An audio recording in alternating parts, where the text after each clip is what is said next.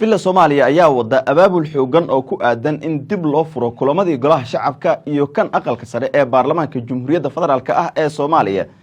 Arrintan ayaa saacadihii la soo dhaafay ka soo ifbixisay xarunta madaxtooyada ee waliba madaxweyne Xasan Sheekh Maxamuud kadib marka ay soo idlaato doorashooyinka ka socda magaalada Baydhabo iyo guud ahaan deegaanada Koonfur Galbeed ee Soomaaliya. Xogta wararka aan helayno ayaa sheegaysa in saacadihii la soo dhaafay ay socdeen kulamo kala duwan oo ay lahaayeen xildhibaanada Koonfur Galbeed ka soo jeeda iyo kuwa deegaanada kale ee dowlad goboleedyada Puntland iyo Jubbaland ka soo jeeda kuwaas oo qaarkood ku sugan magaalada Muqdisho halka kuwa kalena deegaanadooda ay ku sugan yihiin. Inta badan kulamada waxaa diiradda lagu saarayaa inaysan jirin baarlamaan xor ah oo waliba waqti leh sidoo kalena kulan uu u furmi karo maadaama 14 bishii Abriil ay ina dhaaftay waqtigeedu uu ku ekaa xildhibaanada golaha shacabka iyo guud ahaan baarlamaanka Soomaaliya gaar ahaan kuwa aqalka sare iyo kuwa golaha shacabka intaba. waxaana xogta iyo wararka aan helayno ay sheegaysaa abaabulkaas in uu ka socdo villa Soomaaliya laakiin qorshaha ugu weyn waxa uu yahay marka Aadan Madoobe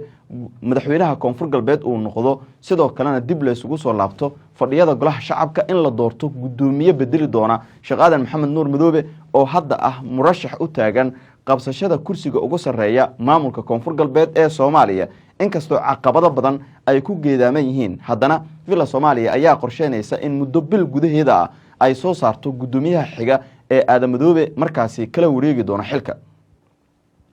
dhinaca kale mucaaradka ayaa ku andacoonaya in uusan jirin baarlamaan xor ah inkastoo wali aysan jirin xildhibaan jagadii ka tagay oo kursiga iska casilay iyo kuwa mushaharka diidayba haddana waxa ay ku andacoonayaan in uusan jirin baarlamaan waqti leh oo kulan yeelan kara villa Soomaaliya. qorshaha ay wadana uu yahay qorshe la doonayo in dalkan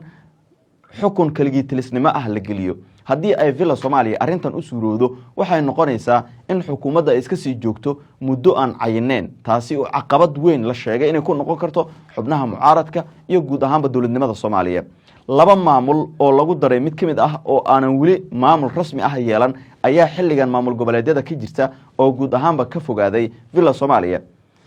Jubbaland iyo Puntland kol hore ayay tageen waxaana ay u muuqataa in Koonfur Galbeed hadda ilaa iyo hadda aysan yeelan hoggaan rasmi ah oo villa Soomaaliya la xaajoon kara maadaama hogaamiyaha kumeel gaarka ah xilligan uu villa Koonfur Galbeed sii joogo laakiin qofka bedeli lahaa ilaa iyo hadda muran xoogan uu ka taagan yahay. doorashooyinka Baydhabo ayaanan wali meel u dhicin xisbiyadii tartamayna waxa ay muujinayaan walaac ku aadan natiijada doorashada ka soo baxday oo ilaa iyo hadda maxkamadda sare ee waa dalka iyadana ay sheegtay in natiijo rasmi aysan ka hayn doorashada Koonfur Galbeed ee Soomaaliya.